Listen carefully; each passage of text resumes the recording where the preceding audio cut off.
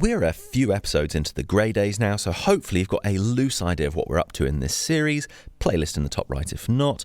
On our timeline, we're back to last year. It's just about mid-February. Things are starting to look up, but it's still a bit of a long walk to the warmer blue sky days and long evenings. So to try and distract ourselves, mini breaks to places that look gorgeous under grey skies. And while I've already referenced the Lake District, Dartmoor, Exmoor, in fact just all the moors, I might as well have just written in large letters at the beginning of the series, Wales. Just like all of Wales. And I don't think you can ever permanently dry out Wales. Like, even in the warmer weather, you can still feel the moist earth underneath your feet with trickling down to rivers and lakes and waterfalls. As I keep pointing out, this series has us really breaking the dam on some of our footage from the British Isles, but without having to commit to the definitive version. And nowhere is this more true than Wales. At current tally, the number of trips to Wales in the last 8 odd years since we've been filming is, let's see, it's about 14 that I can recall, including one, amusingly, for just 55 minutes, where I snuck over the border from Chester to see Flint Castle, and then was back on the train and out of there before anyone even knew what was happening. Anyway, without attempting to summarise everything from all of those, there is one from early on that really sticks out in my mind. Back in 2019, I had just filmed our first full episode in Andalusia, and I was just coming around to the idea of filming travel stuff rather than coming home with, 2,000 to 3,000 photos. And I think it was Sean who suggested we sneak over to climb Pen y Fan, amongst a few other bits. Now, this was still early days. I don't think I really planned for this to be an episode, so my filming was spotty, let's say. Still taking a ton of stills, but not a lot of video.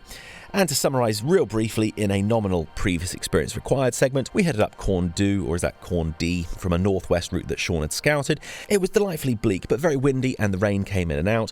Incredible views on the way up, but as is many people's experience, the actual peak was a whiteout with the cloud cover. But despite the conditions, it still felt great having done it. After that, we saw Carmarthenshire Castle, and eventually caught Neath Abbey just as the light was going. Then it was a morning of chasing waterfalls, despite the very specific advice of TLC. This is one of South Wales' great show-stopping regions. Impossible not to be won over by these, just the stuff of dreams. And finishing with Llanthony Abbey, which is nothing short of magic, especially when, as in our case, the sun had come out. Just an absolute showstopper. So as a model for a weekend away in Wales in winter, this one had always stuck out to me. Sure, we'd gone on to do much more all over the place, even if you just count the trips that Sean and I have taken, there's so much more, but I'd never forgotten this little 48 hours. So, fast forward to 2025, and once again, it was not attempting a massive rampage, but just as a break and a chance to see some friends, we carved out the weekend on the back end of the half-term break to head over to South Wales. And before we get too far, title drop.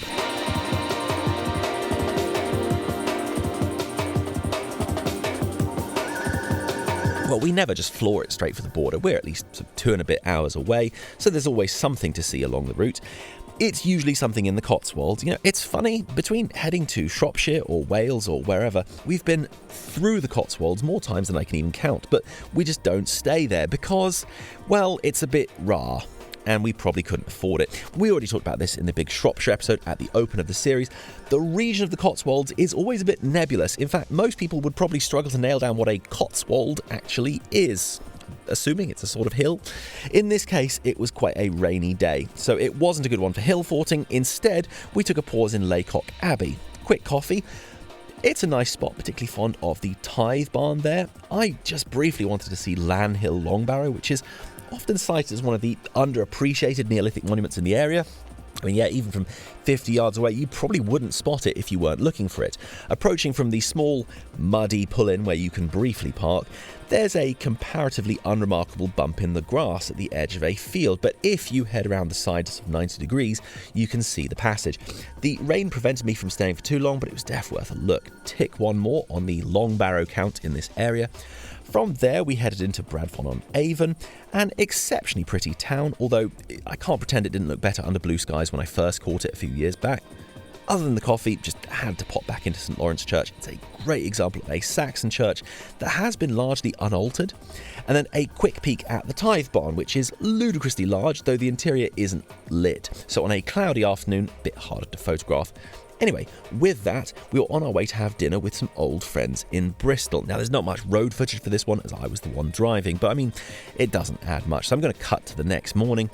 We are incredibly privileged with some great friends, and this includes some absolute legends who now live in Malmesbury. And over the years, we've been so lucky to be able to crash at their place and while we're at it, see the small town.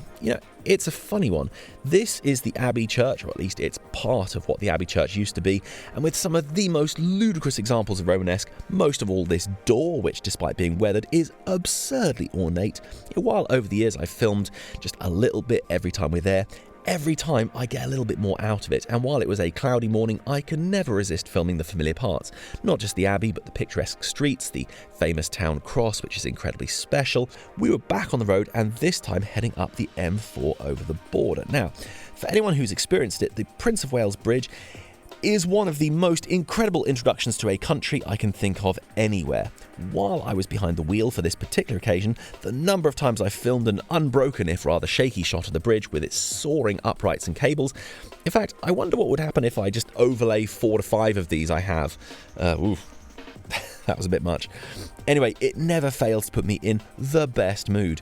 Nowadays, there's so many speed limits, of average speed checks and just general fussing around Newport that it takes quite a long time to clear that first area. When I was mulling what to include on this trip, in 2023, we had some pretty great time buzzing around the area, roughly between sort of Cardiff and Port Talbot, where we did a pretty good job of seeing, well, most of the stuff I'd count as interesting in that space. If you're puzzled why we're shooting straight past things like the St Fagan's Museum or the St Lythan's Dolmen or even the Margam Stone Museum, that's why. In fact, we headed all the way along and didn't stop till Neath. Now, starting small, I mentioned we'd caught the Abbey previously, but I'd never filmed the fragments of the Roman fort there. This is the gate and velum. Has quite the pareidolia going on. Can you see the face? Well, obviously that's not a long stop. The weather had brightened up. We took a quick coffee and some coolers. A quick chance to see the Abbey again, which is really an incredible place. It's not all that far in the future. We'll finally get to do our Ruined Abbey series, and then you're going to see something really special. As it is, Neath is an incredible example. But from the previous trips, I didn't need to bag too much footage, so we got on our way around midday. Bit more distance north and west to cover, but the sun had made a proper appearance, and Wales was looking just unbelievable. Even under the veil of winter, without the greenery in the trees, the roll of the hills and the fields when lit up against the blue is just impossible to resist. And we stopped off a place I'd missed until recently. This is Tayley Abbey. As with many of the ruined abbeys in Wales, the dark stone scans as almost black on camera, particularly under bright sunshine. A good portion of the crossing tower still stands at height with its soaring arches. There's even a hidden lake over there. Yeah, glorious stuff. We'd been driving most of the day to get this far, but it was making every minute worth it. Then, thankfully, we didn't have to double back all that far. In the grounds of a stately home, for which you do have to pay entry, there is a castle that is 20 times more gorgeous and free.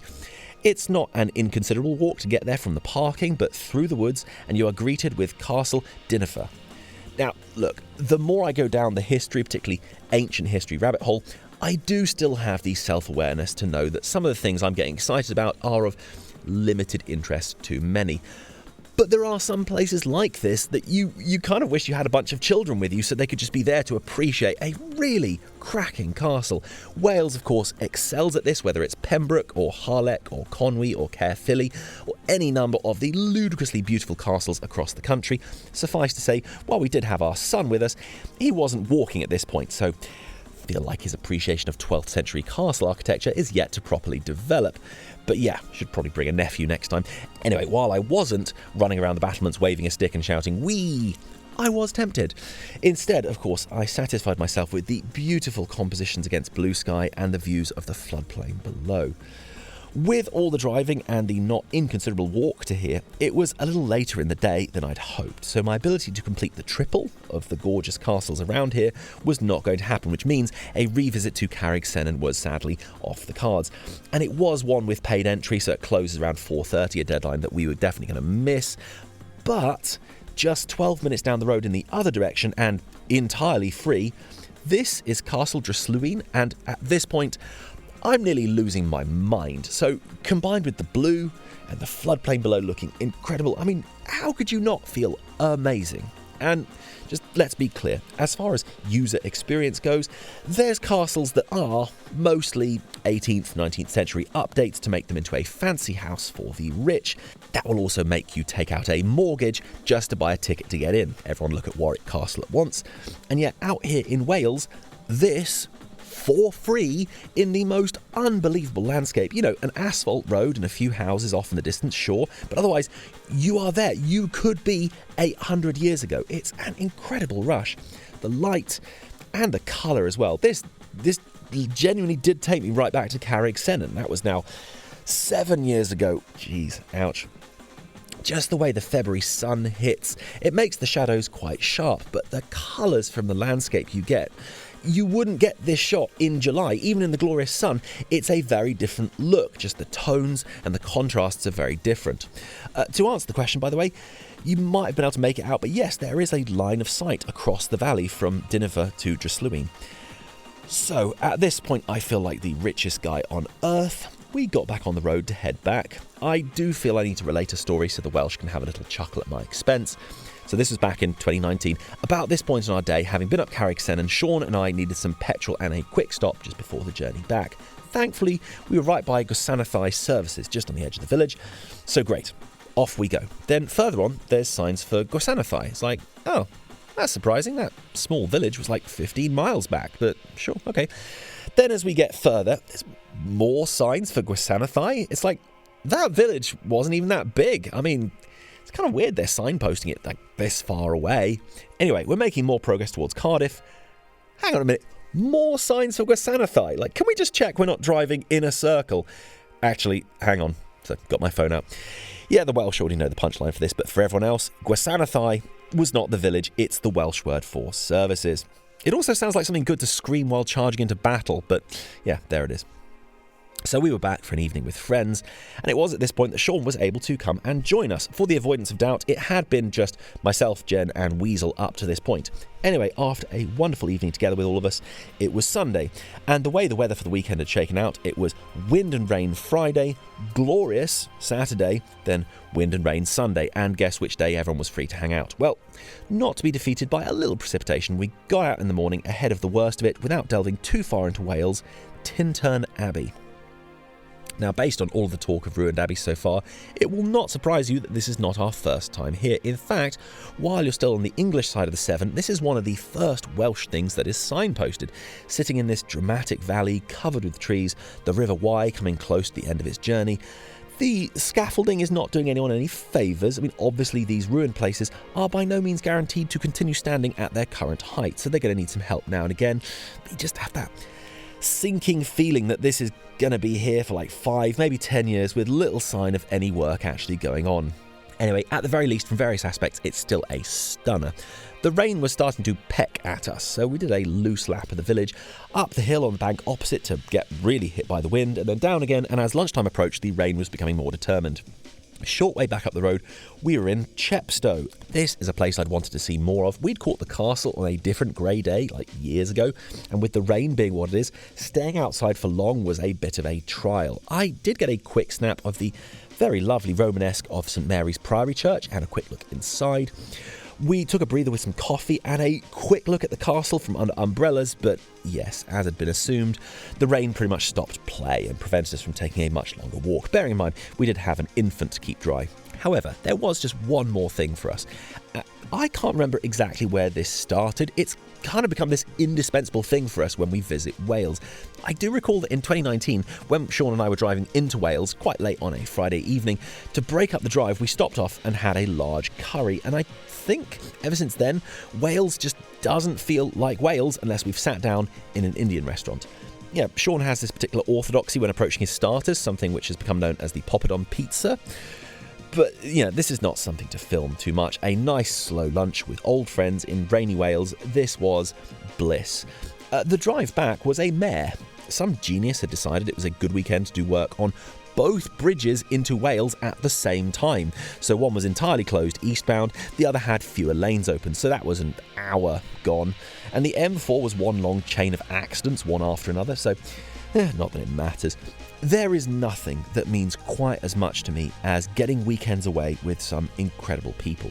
Whether it's walking the Jurassic Coast together, absolutely yonks ago, or house parties in Malmesbury just about when Jen and I had started dating, or a weekend we had in Anglesey a few years back. Whatever it is, these things really stick with you. I mean, goodness knows, if you try and think back just a few months, you probably don't even have a detailed recollection of what you were doing day to day. And even more going back a few years. I mean, try and recall an entire regular day from pre-pandemic. Go on. Not a special day, just a normal day. Just a specific normal day. And yet, just a weekend from 2019, which we opened with, and not to be over-dramatic, I don't think I'm going to forget that till the day I die. Like, really. When you have these scenes to take you right back there, these are things that stay with you basically forever. That's the power of a good weekend away. That's why these mean so much to me. That's why I plan so many of them with different people.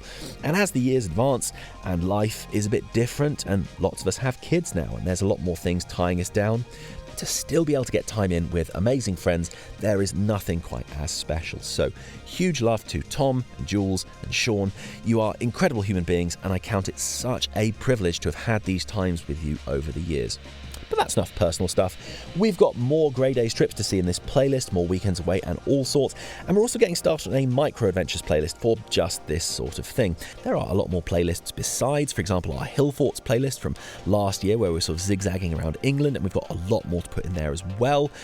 You can catch a bunch of episodes from around Greece. Our Italy episodes, we're pretty proud of those, but YouTube just never really showed them to anyone. So yeah. Speaking of which, if you could subscribe and hit the bell. Unfortunately, if you don't hit the bell, YouTube just doesn't really show our stuff to you. Like, even if you're interested, it just won't come up in your feed.